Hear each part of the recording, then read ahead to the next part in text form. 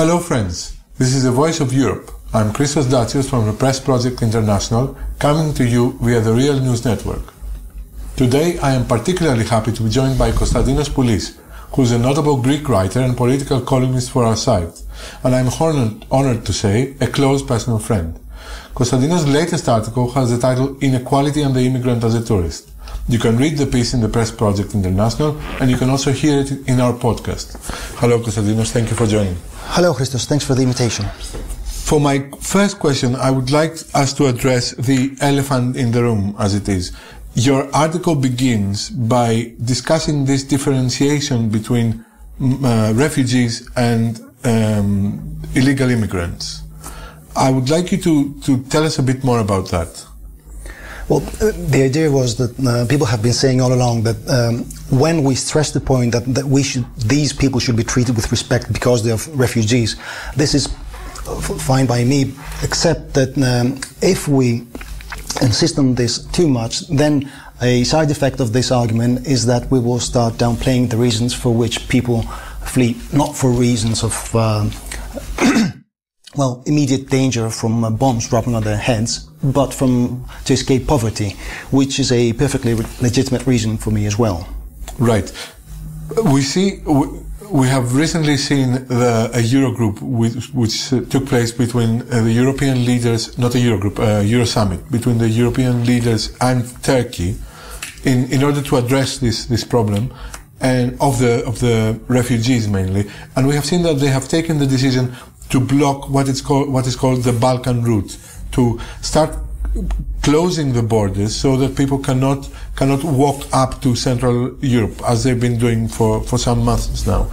As a result, many of those people have been stranded in Greece. They have already done a dangerous trip from Turkey to the islands of Greece, and now they're stuck here, as it were. And we have seen that the leaders of Europe have started using the term refugee rather than migrant, which was what the UN suggested these people should be called, which does exactly what you described. It differentiates the reason why each and every one of them has come here, and it's also some kind of qualitative distinction between them. Do you think this is telling of the policy that is coming? Let me remind you of a rather horrific public statement by our Minister of Defense, sadly working together with our left-wing Prime Minister Alexis Tsipras. Panos Kamenos recently said that, well, we're done with irregular immigrants. And this is becoming official EU policy now. So I think that obviously these two issues are connected, because the Balkan route is closed for refugees as well. You know that several organizations have pointed out that there are both moral and legal flaws in this decision. Yes. The other thing that I wanted to discuss is obviously this is a main problem of Europe at the moment. So if you surf the internet, if you try to find information about it, you will see thousands of articles written about the refugee crisis, as it's called. But what we see is that most of the discussion is being made on rational arguments. The choice of most of the writers, even if they want to argue for the rights of the refugees and the migrants in general, are what they call realistic, non-sentimental. In your article, you have made the choice to use rather very touching sentimental arguments, very touching moral arguments. And I would like you to tell us a bit more about this choice. I found it very refreshing, and I would like to know why you chose that. Well, first of all, it's a matter of perspective. I write fiction. I feel much more comfortable when talking about sentiments rather than numbers. So I'm very open to people discussing other parts of this problem. But there's another thing to it as well, and it is that I found that there's moral value in sentiments themselves, which means that in my case, I would say we would have to reinvent our policies based on what we feel. That means that there is actual political value and substance in the fact that this is morally unbearable, that this is not something that we could swallow. And if it isn't, then we have to transform this into concrete policies. I see. Greece, like most of the European countries of today, in the past few years, mainly due to the fact that the people were unhappy about the economic crisis, we have seen the far right, the extreme right, even neo-Nazi parties rising. But what we have also seen due to the refugee crisis is that people have started showing real solidarity. In reality, almost all the help that the refugees are getting comes from the people, not from state. The state is not well organized to deal with that. So, is this an incident? Is this the beginning of the change of what you were describing? Start putting feeling into what we... I would never betray my pessimism in thinking that this is the dawn of a new era in which people will be all loving and caring and altruistic motives will pertain. I think that this is what we're witnessing now, and it's very important, and it is indeed very moving. I don't know what will happen in the near future. I really don't know. And if you ask me, really, I believe that the racist sentiments that we've been entertaining all along in these 6 years of the Greek crisis cannot vanish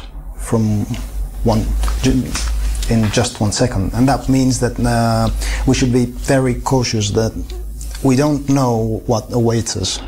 Right. May I just add one more point? Speaking of rational arguments, I don't know what exactly we mean by rational arguments, because there are times when people refer to reason rather than sentiment, but what they're saying doesn't really make sense in terms of rational politics. I will give you a very short example. There is a flood of articles from the German press saying that they should welcome the refugees because this is bound to be good for the economy. And they prove it. This is what people consider a rational argument rather than a sentimental one. Yes. But even if this argument catches on, even if this is the main reason why Germans welcome almost 500,000 of your refugees, is this good enough? Or should we just... what does it do to the society afterwards to be dealing with all the problems solely based on rational arguments? I don't know. If you would... Well, for Kantian ethics, that's perfectly fine. As long as you do the right thing, that doesn't matter what was the reason behind that. My problem is that people tend to present their ideas as always more realistic than the opposite option. And that is not always true.